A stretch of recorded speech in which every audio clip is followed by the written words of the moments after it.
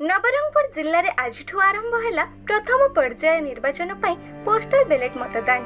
जिलार 4टी निर्वाचन मंडली यथा नवरंगपुर, डाबुगां, उमरकोट और झरीगांर आसंता 13 तारिख दिन निर्वाचन में मुतयन होइथिबा पोलिंग दलर सरकारी कर्मचारी माने आगुआ पोस्टल बैलेट रे मतदान करुछंती।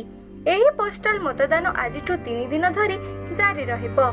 जिले में समुदाय 2500 भोटर पोस्टल बैलेट माध्यम मतदान करने को आवेदन करिसेंती।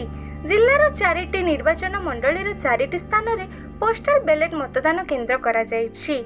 एही परिप्रेक्षी में आज स्थानीय नवरंगपुर स्थित आरसीडी हाईस्कूल रे अनुष्ठित मतदान केन्द्र रे जिलार उमरकोट, झरीगां और डाबुगां निर्वाचन मंडली निर्वाचन पोलिंग ड्यूटी रे थिबा सरकारी कर्मचारी माने जो माने नवरंगपुर निर्वाचन मंडली रे ड्यूटी रही एठारे मतदान करुछंती। एठारे 900 जन भोटर मतदान करिबे बोली सूचना दैछंती उपजिल्लापाल प्रकाश कुमार मिश्र। मतदान सुरुखुरु रे चलिबा पई प्रशासन पक्षरु पुलिस नियोजित करा जायथिबा बेले समस्तଙ୍କୁ धाड़ी रे आसीबाकू कुहा जायछि। कर्मचारी माने अस्थायी भावे निर्माण करा जायथिबा 2टी बूथ लोकसभा और विधानसभा रे भोट देला परे बॉक्स रे अलग अलग बैलेट पकाउछंती।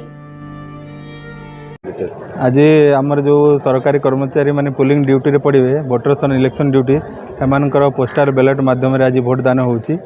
आम नवरंगपुर जिले में प्राय 2500 जन ऑप्शन नहीं पोस्टल बैलेट माध्यम रे जो मानकर आम 4टी कन्स्टिट्यूएंसी वाइज होउची। नवरंगपुर होउची, झरीगां रे होउची, उमरकोट रे होउची और डाबुगां रे होउची।